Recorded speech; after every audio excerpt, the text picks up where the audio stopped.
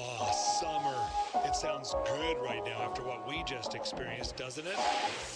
Grilling out, lawns being mowed, and pools opening. These are some of the things we expect with summer.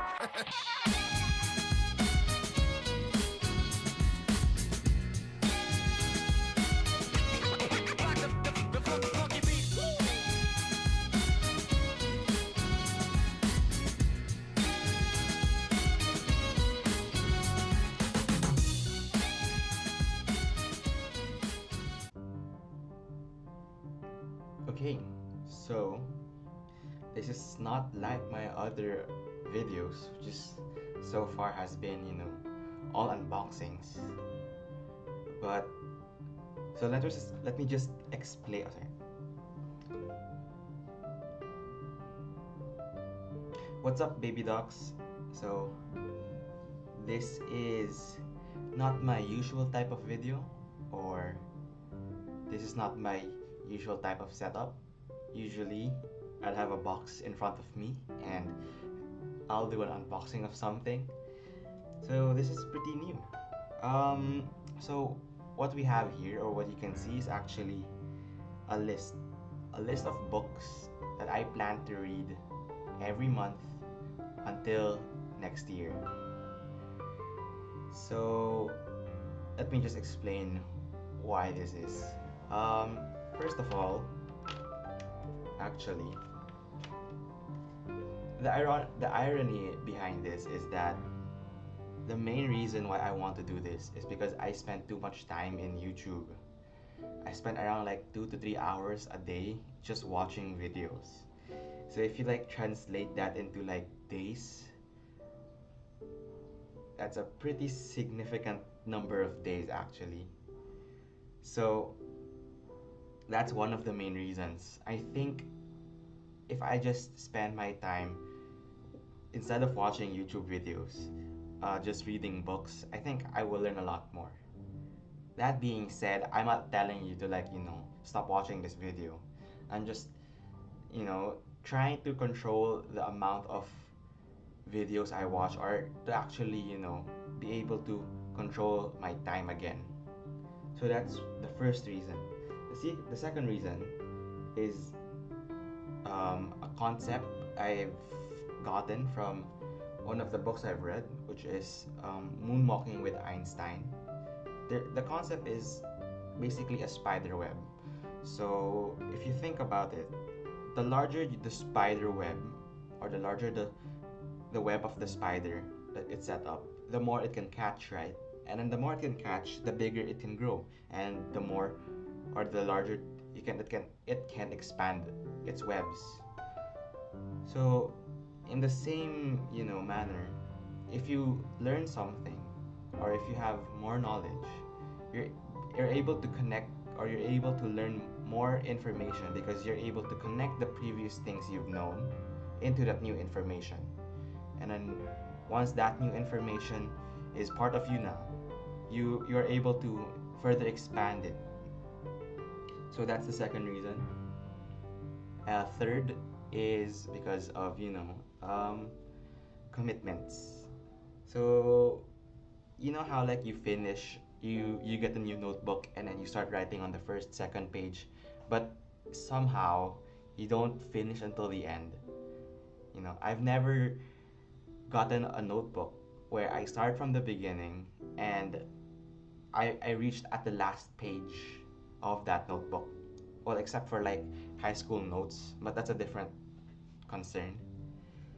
So yeah, I want to technically finish this notebook. So I really want to finish the goal that I've set out to. It's also very funny because, new year, new resolution. Anyways, so yeah. So I'll just explain the reasons, or the books that I've chosen. First is How to Not Be Wrong by Jordan Ellenberg. This was actually one of the books recommended by Bill Gates. And also, I've already gotten it in my small library. So, yeah, this will be one of the books that I'll be reading this year. So, the reason why I chose again the 12 books is because for every month of the year, I'll be reading one book. Next is 0 to 1, which is by Peter Thiel. I was actually pretty. The reason that there's a really big reason why I chose this one is because in Elon Musk's autobiography, um, Elon Musk and Peter Thiel, obviously, they're the ones who co-founded or Elon Musk founded PayPal, and then Thiel with Peter Thiel, and one of the actually during that when they were still merging the two companies together, they had an outing, or I know that they like technically hated each other. I don't want to say that, but yeah. And I was surprised why Elon Musk would suggest this book from Peter Thiel, considering their relationship. So yeah. Next is The Man Who Fed the World by Leon Hesser. Again, Bill Gates. Good the Great by Jim Collins. Also, one of the great things about this is that it's already in my library, um, by Jeff Bezos. Uh, Deng Xiaoping. So Ezra Vogel and Bill Gates. So one of the just the context behind this, the reason why I chose this is I think he is known to have converted China being a poverty country. Yeah, China before was considered a poverty country and now it's super big. So I think majority of the people accredit Deng Xiaoping from the success of China, and Ezra Vogel is actually a professor. So yeah, I think it's one of the more interesting books. Next is Outliers by Malcolm Gladwell. This was not suggested by anyone, but I don't know. My name's Malcolm and he's Malcolm, so maybe he writes good. So you can see that there's like actually a cut in the list. So this next is actually more of non-fiction, very light books. Sorry, this is more of fiction books, and they're very light considered considering these six. So my idea is for when I'm so in the years it in the year I've actually had 3 terms for my schooling for in my university, and in the 3 terms you'll have certain amounts of breaks, right? Those breaks I will dedicate them to these books so that I don't actually learn anything during those breaks. So this will help a lot in continuing my search for knowledge. And then this ones, on the other hand, I will be reading throughout the school year or throughout the 3 terms so that I am not overloaded with information. So for the fiction books, the lighter books, first is Water for Elephants. The main reason why I chose this again, it's because in the library and I might as well just read from there. Next is The Great Gatsby. Actually, The Great Gatsby was recommended by Bill Gates and I think by Jeff Bezos. So I never understood the hype around this. I don't know.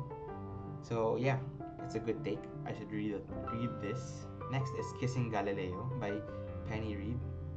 I searched online quirky romance books, and this is one of the top things that came out. Next is Warcross. So I basically read the synopsis of Warcross, and it's very similar to Ready Player One, wherein it's technology and the main protagonist of the book, which I forgot the name of, but the main protagonist hacks into a system that is similar to the Oasis in Ready Player One. Next is Attachments by Rainbow Rowell. So I read one of her books already, um, the Fangirl. Yeah, I read The Fangirl by Rainbow Rowell, and Attachments is the very first book that she wrote, and I think it's the one that jump started her career in writing books. So it must be pretty good. And then finally, The Friendzone by Abby Jimenez. Yeah, again, this is one of the quirky books that I've read. The top 10 quirky books that there's a list. I'll just put all the references I had making this list in the description. And yeah, this video is actually the reason why I wrote this video is actually, some sort of cross-checking or to hold myself accountable. So every month I'll be uploading a video of the book that I've read and basically the most summary of the book itself. It's basically what you do in high school, wherein you are assigned this book and then you read it and then you basically break it down for everyone else. So yeah, this is my list. Also, this list is not permanent and I do not follow, so that this is not January, February, March. No, I'll be the ones deciding which books I'll be reading for the next months. Also, this list is not permanent and I can just adjust it whenever I feel like I need to. So again, this is pretty weird because this is not a normal unboxing, which yeah. So I really hope that I can continue this. And actually, the first book that I'll be reading at the start is How to Not Be Wrong by Jordan Edinburgh. I'm not sure if this is the right choice because I'm starting school in a few days, but we'll just see. And then we'll just, we'll just go from there. Alright? See you guys in the next video.